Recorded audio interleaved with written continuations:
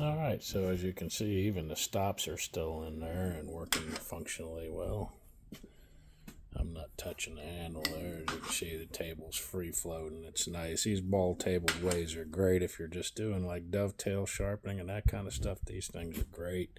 Buzz, buzz, buzz, and they're just super nice, easy to set the stops, and if you want them to be positive stops, you just have them bump on the opposite side. Take this one off, put it over here, put this one over there, and then they'll bump up against the back sides.